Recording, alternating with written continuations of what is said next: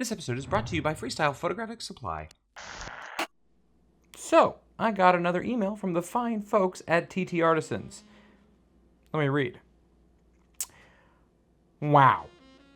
You're so handsome, you're so amazing and wonderful. Please try out our 50mm lens this time around. We would be so grateful. I mean, with an email of that kind, how can I not say yes?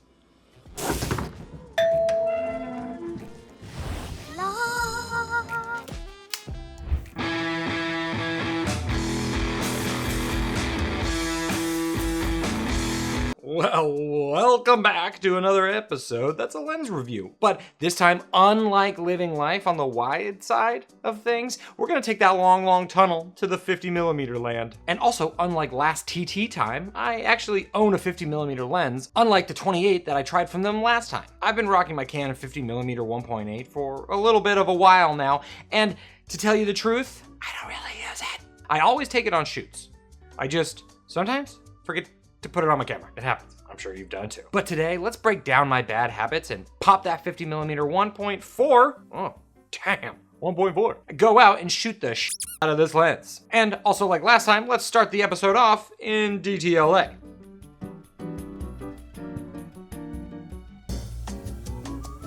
Do you think they have black and white film in there? My buddy Jason Roman was actually in town from New York, and we'd be meeting up for some margaritas. So I thought to myself, why not get a little bit of shooting in? I knew that I'd be losing light fast, so I decided to pop in HP5 and push that bad boy to 1600.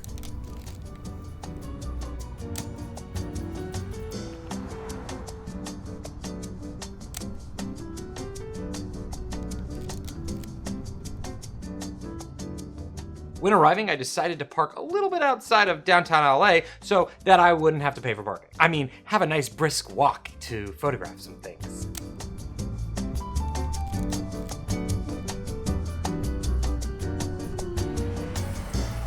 It's a big boy. This lens is big.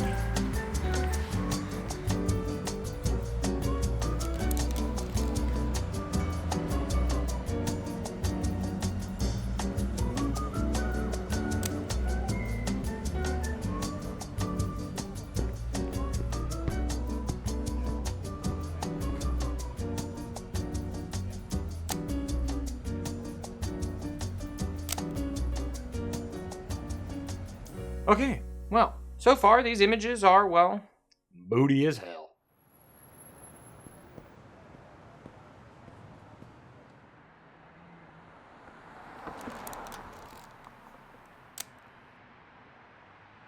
Yeah, I'm not gonna lie, this one's quite nice. I really like how the young chap is standing straight in line with the light pole. This is where that compression of the 50mm really works its magic. Yeah, I'm kind of here for this one too. This parking sign is striking. The words are so bright, leading your eye to the right where the man is the complete opposite, just darkness. I kind of really shouldn't like this shot, but I kind of do.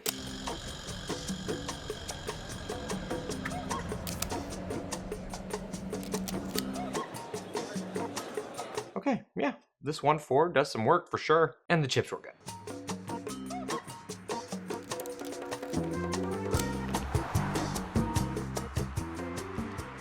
So, you might have noticed, thus far, on these images, we have kind of crash landed into Grain City. Population, a metric ton of grain. Now, I'm here for it, don't get me wrong, but unfortunately, I did get here on accident. I kind of forgot to tell the lab that I was using to push it 2 stops, so yeah. Technically, I underexposed and didn't compensate with chemicals. Is this the new move? Kind of cool, right? But I don't know, maybe not. It's kind of hard to actually tell the sharpness of this lens. So yeah, maybe not for this. But damn, yo. The front element of this lens is enormous. It's the size of Jupiter. I guess that's how they get all that 1.4 light into the lens and onto your film.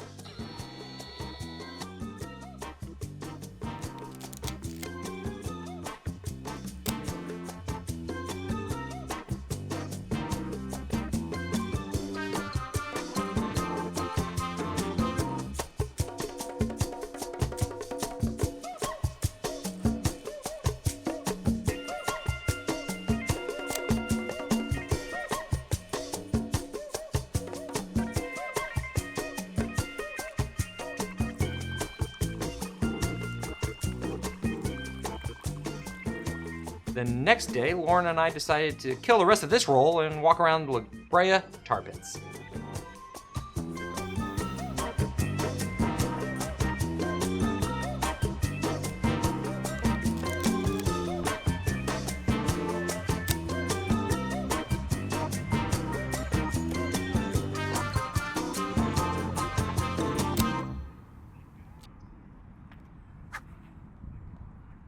One of the first things that I noticed with this lens is how nice and clicky the aperture ring is. And it also has half-stop increments along the way. It's quite satisfying to play with. But aren't they all?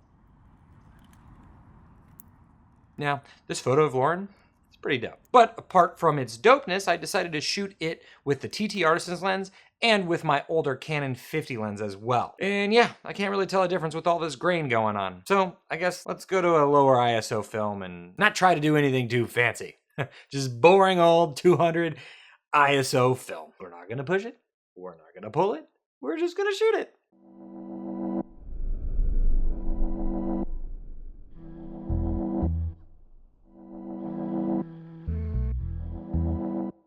Another thing that I quite like about this lens is that it does not have infinity lock. Now, I get it. I know they have their place, but it's not on my lens. It's definitely a plus compared to my Canon. That thing just pisses me off, but I guess that is personal preference. Okay, so apparently, according to my Skylight app, it's going to be a spectacular sunset.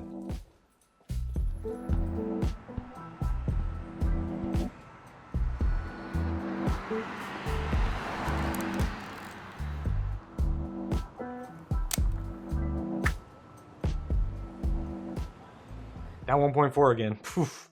If only I did portraits.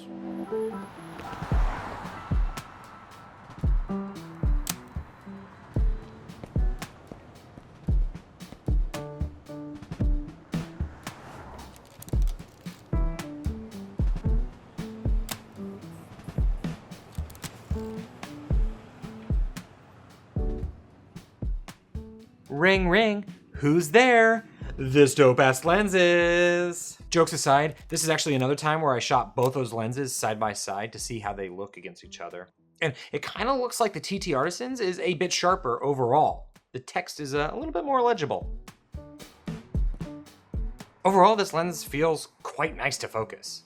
The tab is well placed. It feels right at home alongside my fingers when I'm focusing. And the build quality is nothing to cry about. TT was absolutely going after some well-known and loved Leica lenses in terms of its design. Did they succeed? Well, to be fair, I don't actually own Leica glass. And will only be able to if I sell a kidney or my Pokemon cards. So, meh. But they did succeed at making a very nice lens at an incredibly affordable price.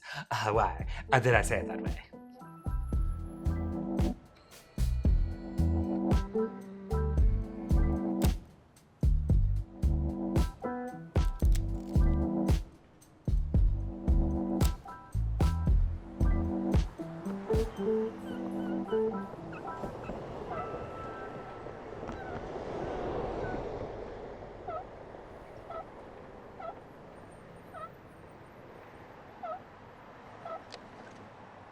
Okay, now so far things have been pretty positive for this 50mm TTArtisan's lens. Not everything can be perfect, right? I guess if I'm making some sort of gripe up, it is a little heavy. I mean, it's not like wearing a giant clock around your neck, but it's still kind of heavy. It tilts forward when you put it on the table. So if you plan to get this lens, you might want to start hitting the gym. And if you already do hit the gym, then good for you. As you can tell, I do not.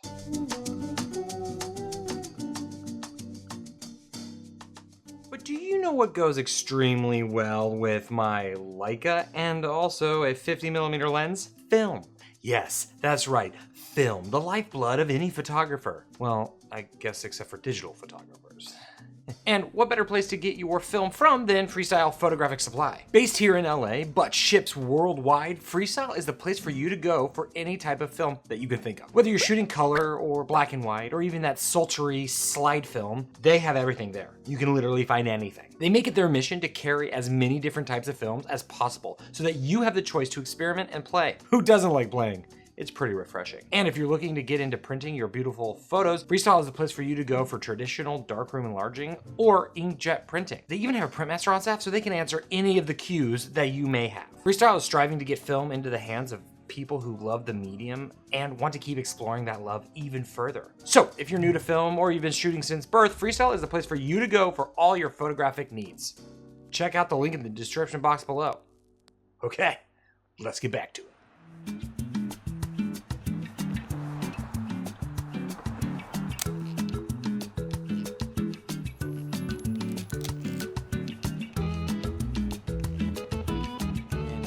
Okay, so here's a good example of what happens when the lens is pointing at a subject that's slightly backlit.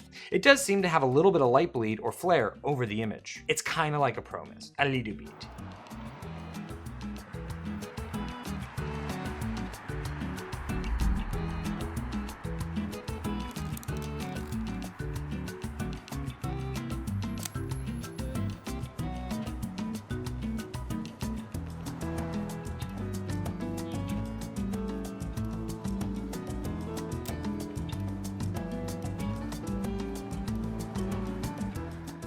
One thing that I really enjoyed when shooting this lens was the sheer fact that it forced me to change my perspective while shooting my Leica.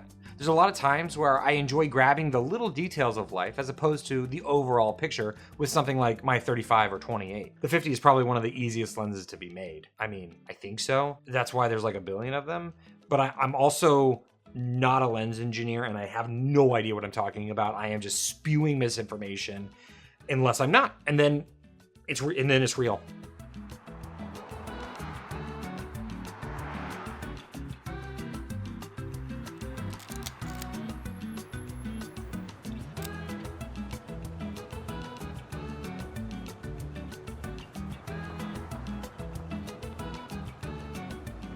Now, just like last time, I'll also state that because these lenses are so affordable, you might at some point have to sacrifice that expert quality for the potential of having to calibrate your own lens someday, maybe, who knows? Is that even true anymore? Just because it happened to me once on a different lens and I couldn't fix it? I don't know. To be fair, I haven't actually had one long enough to know if that's even a thing. But with all that said, the quality of these lenses are continuously getting better these days and might just be fine until the day we die, which is a morbid thought, I realize. But I'm just trying to make a point. Now, it's kind of hard for me to pick between the two 50mm lenses. One is just an older lens built for the LTM system, and one is somewhat modern glass. So I think at the end of the day, it just really depends on the look that you want to go for in your images. Overall, to wrap this whole puppy up, this lens is pretty darn good, especially for a whopping $350 plus some fries. Now sure, I didn't quite shoot this how most people might shoot this lens, like in a portrait session, but that's not really how I end up shooting my film anyway.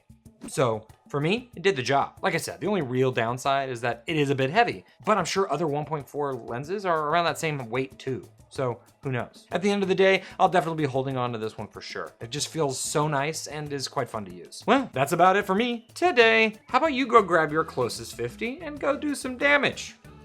Like good damage, not like property damage. That's not good damage. I'm talking about like take a film stock and shoot it kind of damage. Not vandalism. That's not good. Okay, bye!